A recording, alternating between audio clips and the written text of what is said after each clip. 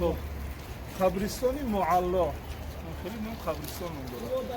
یکی از قدیمترین قبرستان ها هست که در دوره جاهلیت در دوره پیش اسلام همه قبرستان بود و در اینجا گور میکردن. از جمله بابای پیامبر صلی الله علیه و سلم عبدالمطلب در اینجا گور کرده بود. ابو طالب در اینجا گور کرده بود.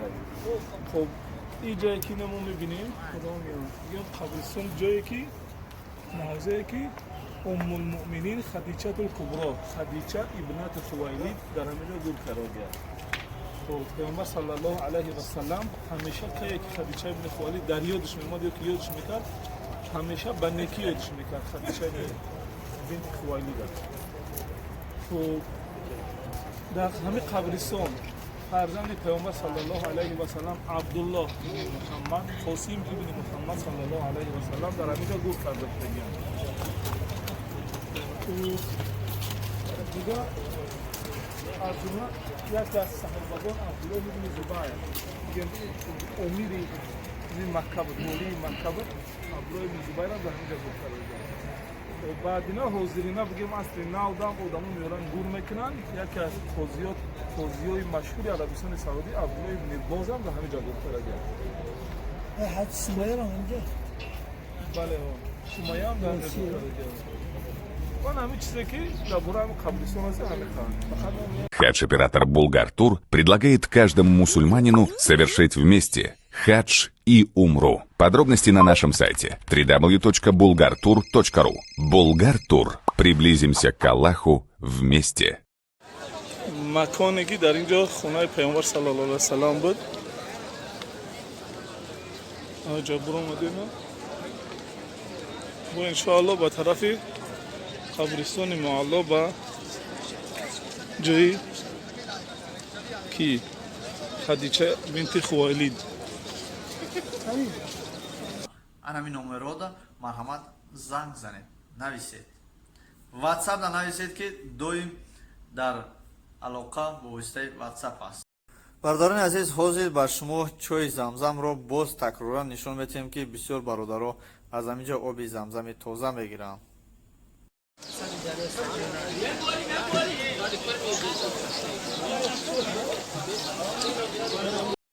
حاجیانی 15 خرداد 1441 همه در обози در قراتکنی نویچ خیلی میشوان پوش و اینا برادران در چاهی زمزم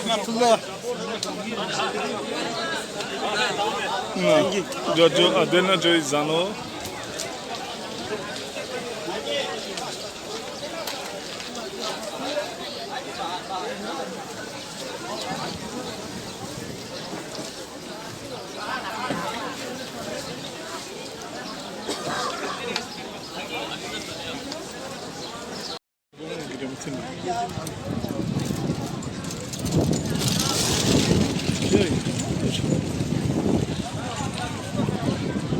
اینا چای زمزم الحمدلله تمام میریم.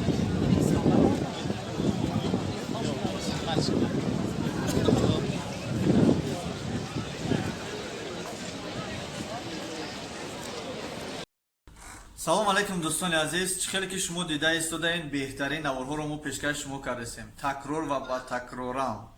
Такрор мо ҳамин наворҳоро пешкаш шумо кардастем барои пешравии канали мо, барои дастгирӣ кардаантон хеле мо миннатдор ҳастем. Пешгирии канали мо аз худи шумо вобастагӣ дорад ва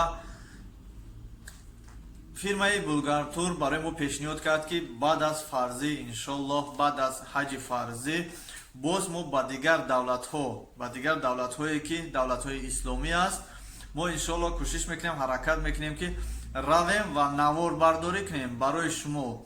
На танҳо ҳаҷ фақат Мадинаву Маккаву Ҷидда аст, балки тамоми рӯи дунё ҷои зиёратӣ дорад, ҷои муқаддас дорад.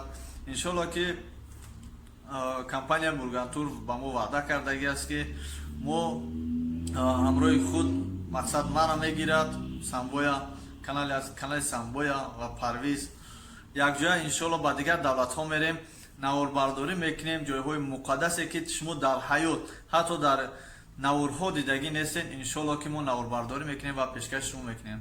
Аз тарафи шумо танҳо ин наврҳоро гирифта ба бародарон рафиқони худ партоед ва номерҳое ки мо мегузорем дар бораи ҳаҷи фарзӣ, умра, дар бораи виза ва саволҳои илмӣ бошад, марҳамат ба ҳамин ватсап фиристонед.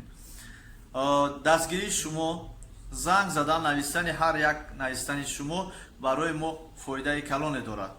мо метавонем дар оянда бо бургантур ба дигар давлатҳо рафта наврҳои беҳтаринро пешкаш шумо кунем.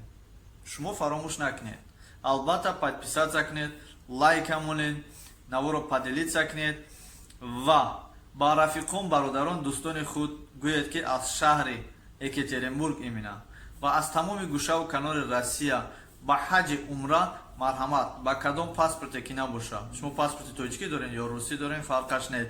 синни солатон аз 16, 15, 18, аз 1 сола бошад то 120 сола метавонад беташвиш дар ҳаҷи умра равад.